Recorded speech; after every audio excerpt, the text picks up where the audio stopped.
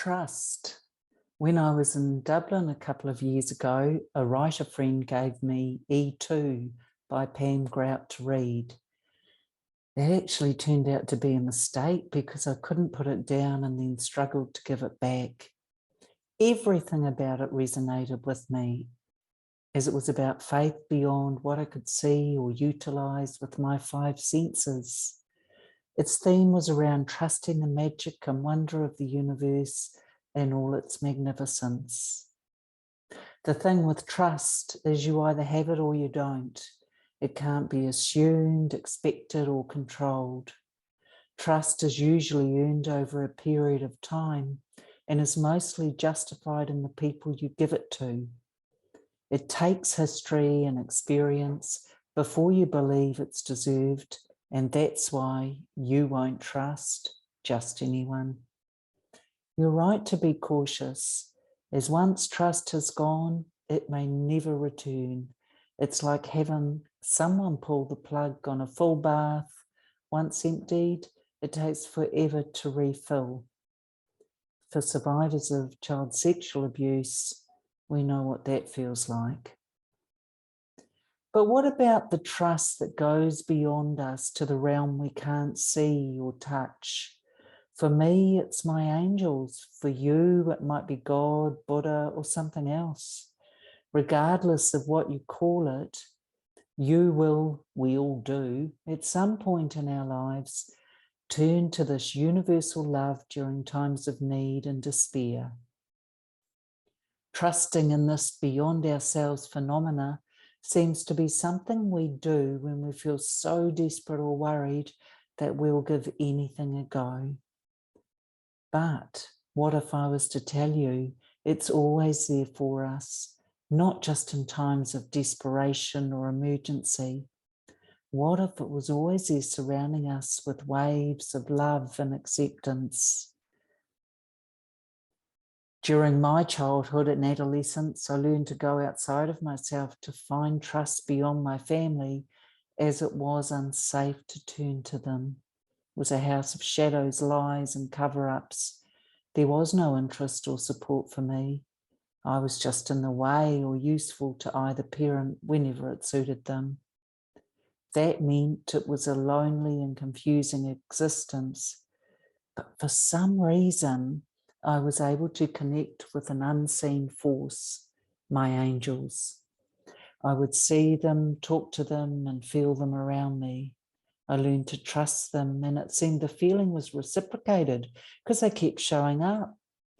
Now, as an adult, they won't leave me alone. They're always there, supporting me, loving me, and guiding me, even when I don't ask. How lucky am I? Well, the point is, you too have that possibility, and not just when you're in the depths of despair.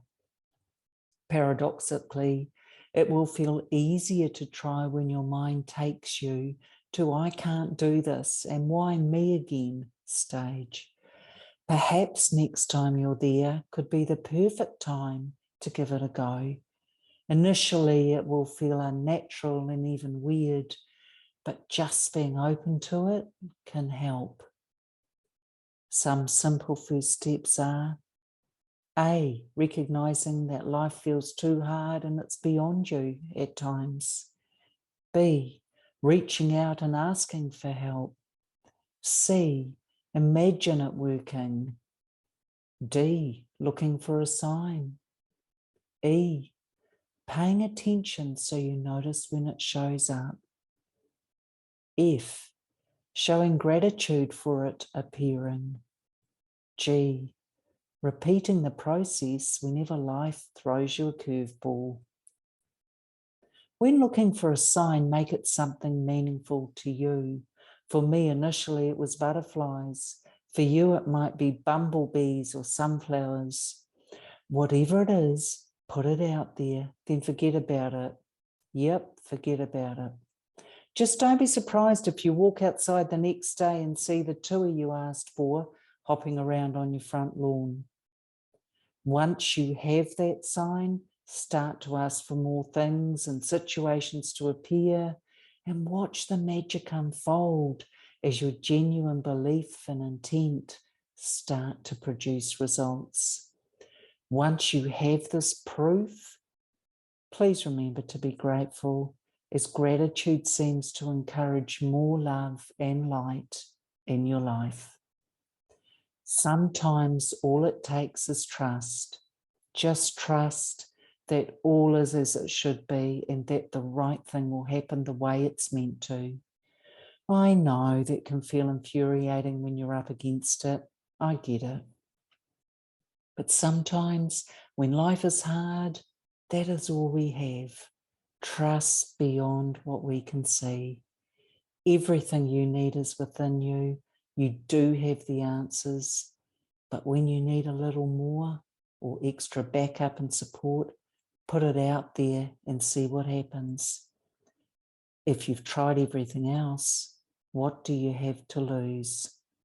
In the meantime, love to all of you CSA survivors out there. You're so special. You're so loved beyond what you can see. Hang in there.